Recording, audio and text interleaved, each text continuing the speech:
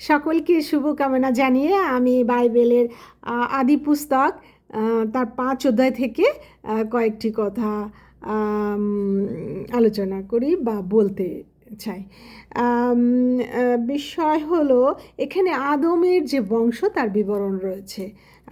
পুরো অধ্যায়টিতেই আদমের বংশের বিবরণ রয়েছে, তবে 1 থেকে 5 পদ যখন আমরা পড়ব সেখানে দেখব যে আদমকে ঈশ্বর তার সদৃশ্যে নির্মাণ করেছিলেন এবং তার স্ত্রী হবাকে এবং তাকে আশীর্বাদ করলেন। আর আশীর্বাদ করার পরে তাদের একটা পুত্র সন্তান হলো। পুত্র সন্তানটার নাম ছিল শেত। এবং শেতের জন্মের পরে আব্রাহাম আরও পুত্রকন্যাদের জন্ম দিয়েছিলেন এবং 930 বছর বয়সে তিনি মৃত্যুবরণ করেন। আর এই শেতের আমরা যখন 6 থেকে 32 পদ পর্যন্ত পড়ব তখন আমরা দেখব যে এখানে সেই শেতের যে পুত্র তার নাম ছিল ইনোশের এবং ইনোশেরের পুত্রের নাম ছিল কৈননের এবং কৈননের পুত্রের নাম ছিল মহলেলের এবং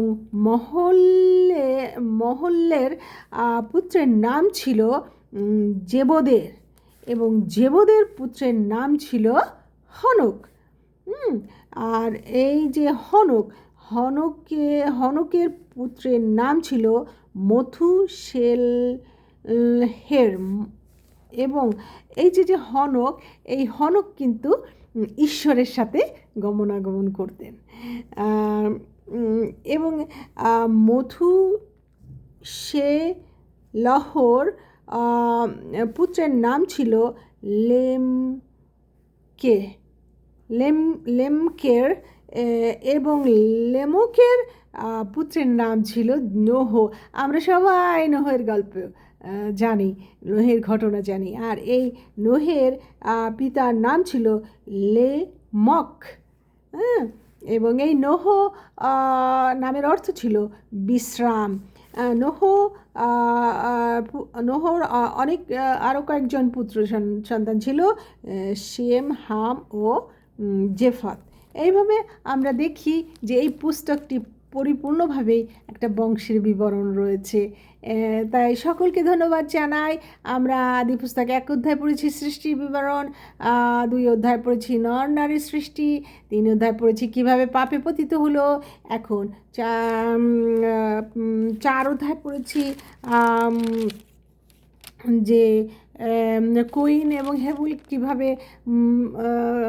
কীভাবে হেবলকে বধ করেছিল এবং তার পরিণতি, এবং 5 অধ্যায় পড়লাম আদম এবং তার বংশের বিবরণ। ধন্যবাদ জানাই সবাইকে। আসুন আমরা সবাই বাইবেল পাঠ করি এবং সেই অনুযায়ী চলতে চেষ্টা করি। পৃথিবীর সব মানুষ ভালো থাকি, শান্তিতে থাকি, এই কামনা করে আমি অর্পা ফ্লোরেন্স বিদায় জানাচ্ছি। সবাই ইম্মানুয়েল।